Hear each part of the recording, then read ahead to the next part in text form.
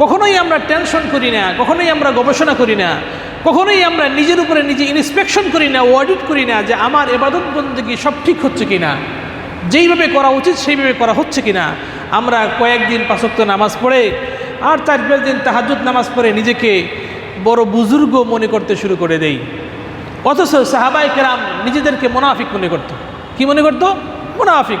হযরত হানজালা রাদিয়াল্লাহু তাআলা আনহু, রাসূলের একজন বিশিষ্ট সাহাবী, তিনি একবার হযরত আবু বকর সিদ্দিক রাদিয়াল্লাহু তাআলা আনহুর পাশ দিয়ে যাচ্ছিলেন। এমত অবস্থায় তিনি কান্নাকাটি করছেন। কে? হানজালা রাদিয়াল্লাহু তাআলা আনহু। তিনি কাঁদু কাঁদু অবস্থায়, খুব মনক্ষুণ্ণ, মন খুব খারাপ এবং কেঁদে কেঁদে তিনি রাস্তা দিয়ে যাচ্ছিলেন। দেখা হয়েছে আবু বকর সিদ্দিক রাদিয়াল্লাহু তাআলা আনহুর সাথে। আবু বকর সিদ্দিক বলেন, মা লাকা ইয়া হানজালা, হানজালা তোমার কি হয়েছে, তুমি কেন কাঁদছো? হানজালা রাদিয়াল্লাহু তাআলা আনহু বললেন, নাফাকা হানজালা ইয়া আবু বকর, ও আবু বকর, যেই হানজালাকে তোমরা মুসলমান মুমিন মনে করে থাকো, সেই হানজালাকে আমি স্বীকৃতি দিচ্ছি সে একটা মুনাফিক। হানজালা মুনাফিক হয়ে গেছে। নিজের কথা নিজে বলতেছে। কি বলতেছে? আবু বকর, হানজালা মুনাফিক হয়ে গেছে, মানে আমি মুনাফিক হয়ে গেছি, এজন্য আমি কান্নাকাটি করতেছি। আবু বকর বলেন, হো ভাই, কি হয়েছে তোমার, বুঝি বলো। বুঝতে পারলাম না, তুমি তো মুসলমান, তুমি রাসূলের সাহাবী, তুমি মুমিন, তুমি আবার কিভাবে মুনাফিক হইলে?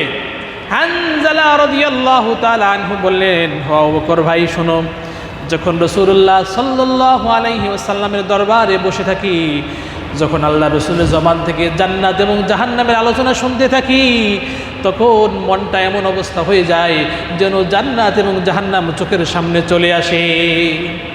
জান্নাত এবং জাহান্নাম দেখে ফেলি।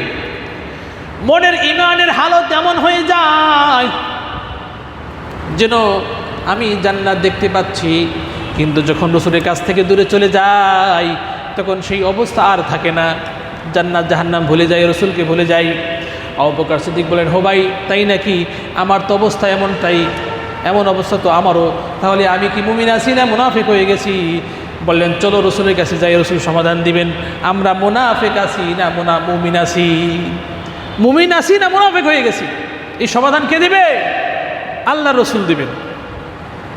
আবু বকর সিদ্দিক রাদিয়াল্লাহু তাআলা আনহু, হানজালা রাদিয়াল্লাহু তাআলা আনহু রাসূলুল্লাহ সাল্লাল্লাহু আলাইহি ওয়াসাল্লামের দরবারে চলে গেলেন। গিয়ে আল্লাহ রাসূলের কাছে বললেন, ইয়া রাসূলুল্লাহ, ইয়া হাবিবাল্লাহ, নাফাকা হানজালা, ইয়া রাসূলুল্লাহ, হানজালা মুনাফিক হয়ে গেছে। আল্লাহ রাসূল বলেন, কি হয়েছে তোমার, বলো। হানজালা বলেন, ইয়া রাসূলুল্লাহ, আপনার সামনে যখন থাকি তখন ঈমানের হালত একরকম থাকে, জান্নাত জাহান্নাম দেখে ফেলি মনে হয়।